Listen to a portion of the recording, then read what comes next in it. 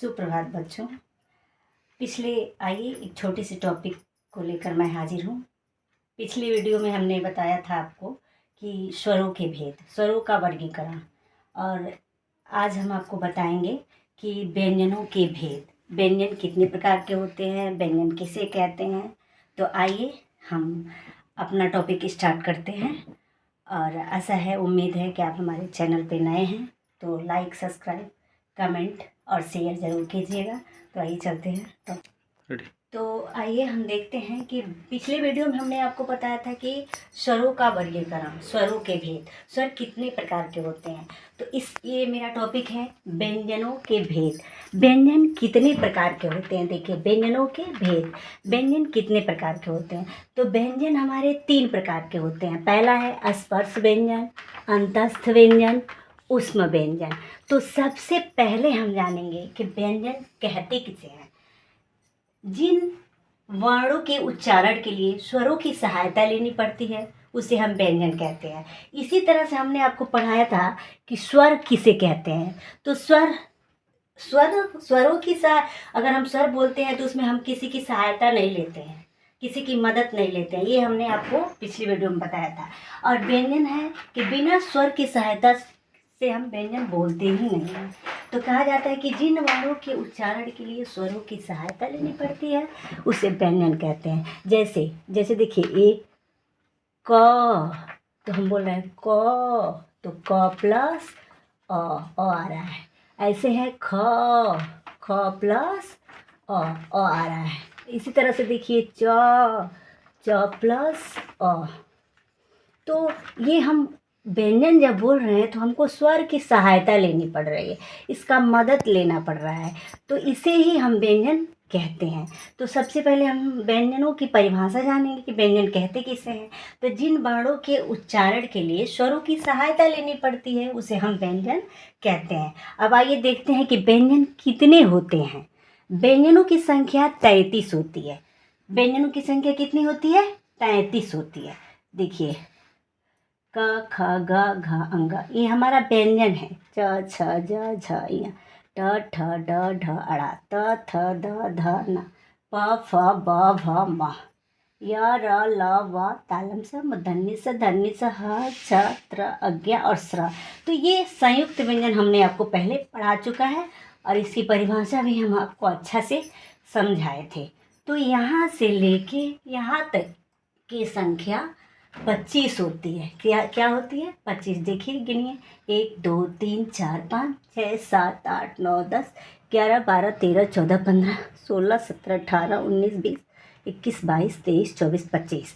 तो ये 25 है तो सब व्यंजन ही, लेकिन अलग अलग बटा हुआ है। अभी देखिए व्यंजनों के भेद, स्पर्श व्यंजन, अंतस्थ व्यंजन, ऊष्म व्यंजन। अब हम ये सब है व्यंजन ही, लेकिन इसमें स्पर्श व्यंजन क्या है, अंतस्थ व्यंजन क्या है, ऊष्म व्यंजन क्या है, ये हम आपको समझा रहे हैं। तो यहाँ से क से लेके म तक की संख्या स्पर्श व्यंजन कहलाती है और स्पर्श व्यंजनों की संख्या 25 होती है। अभी आपने पढ़ा स्पर्श व्यंजन, क से लेके म तक की संख्या स्पर्श व्यंजन कहलाती है। स्पर्श व्यंजन की संख्या 25 होती है, क से लेके म तक। तो इस तरह से अब देखिए, दूसरा है अंतस्थ व्यंजन। क्या है? अंतस्थ व्यंजन। अंतस्थ व्यंजनों की संख्या 4 होती है। य, र, ल और व अंतस्थ व्यंजन कहलाता है। ठीक है, ये है अंतस्थ व्यंजन। तीसरा है ऊष्म व्यंजन। ऊष्म व्यंजन, तीनों स और ह ऊष्म व्यंजन कहलाते हैं। इसकी भी संख्या 4 होती है। कितनी होती है? 4 होती है। तो ये सबको हम अगर जोड़ेंगे यहाँ से लेके यहाँ तक की संख्या 33 होती है। कितनी होती है? 33 होती है। तो अगर आपसे कोई पूछे कि व्यंजनों की संख्या कितनी होती है, तो व्यंजनों की संख्या 33 होती है। ये छ, त्र, अज्ञा और स्र को हम संयुक्त व्यंजन कहते हैं। पिछले टॉपिक में हमने आपको संयुक्त व्यंजन, जब मैंने स्वर और व्यंजन पढ़ाया था आपको, तो मैंने संयुक्त व्यंजन क्या है, छ कैसे बनता है, त्र कैसे बनता है, अज्ञा और स्र कैसे बनता है, मैंने आपको पिछले वीडियो में समझाया था। अगर आपको नहीं समझ में आए तो पिछले वीडियो को जाकर देखिएगा, आपको समझ में आ जाएगा। तो इस तरह से हमने पढ़ा कि ये स्पर्श व्यंजन, अंतस्थ व्यंजन और ऊष्म व्यंजन की संख्या कितनी होती है और कौन कौन अंतस्थ व्यंजन होता है, ऊष्म व्यंजन होता है और स्पर्श व्यंजन होता है। तो अब सबसे पहला टॉपिक है स्पर्श व्यंजन। स्पर्श व्यंजन हम कहते किसे हैं, इसको जानेंगे। जिन वर्णों का उच्चारण करते हुए वायु मुख के विभिन्न स्थानों का स्पर्श करती है उन्हें स्पर्श व्यंजन कहते हैं।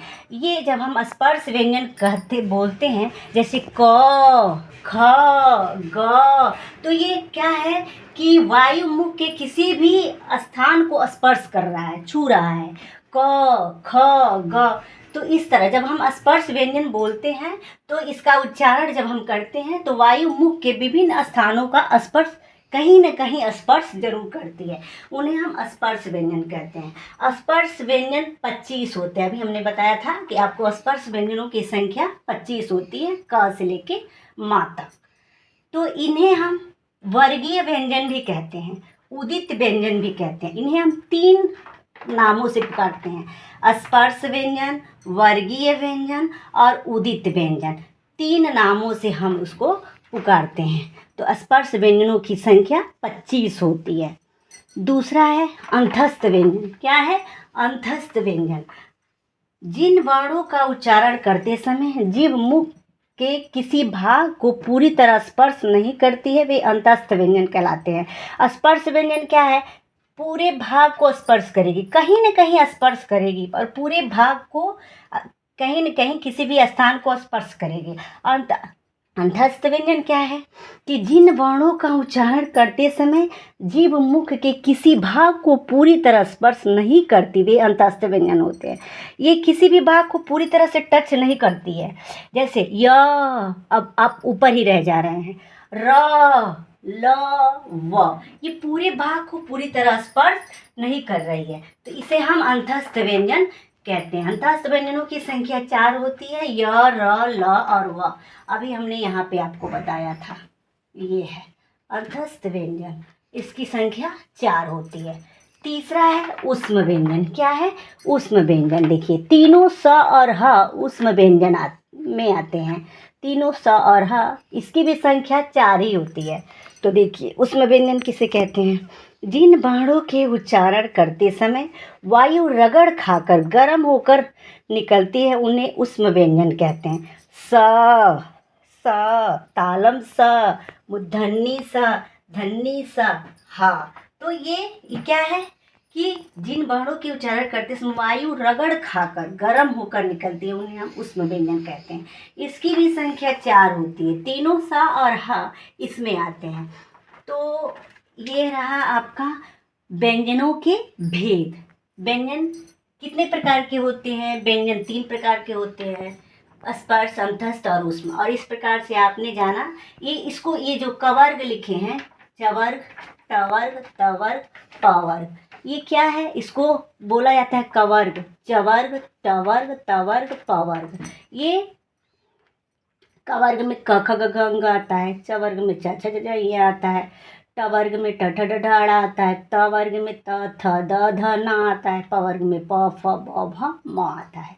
तो इस तरह से आपने जाना कि व्यंजनों के भेद कितने प्रकार के होते हैं और सबकी परिभाषा हमने आपको बताया। आशा है, उम्मीद है कि हमारा टॉपिक आपको पसंद आया होगा। इस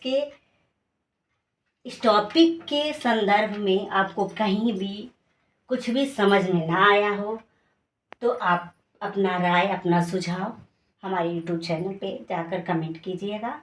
और किसी भी टॉपिक पे अगर आपको वीडियो चाहिए तो टॉपिक पे कमेंट कीजिए, अगले दिन आपको वीडियो उपलब्ध हो जाएगा।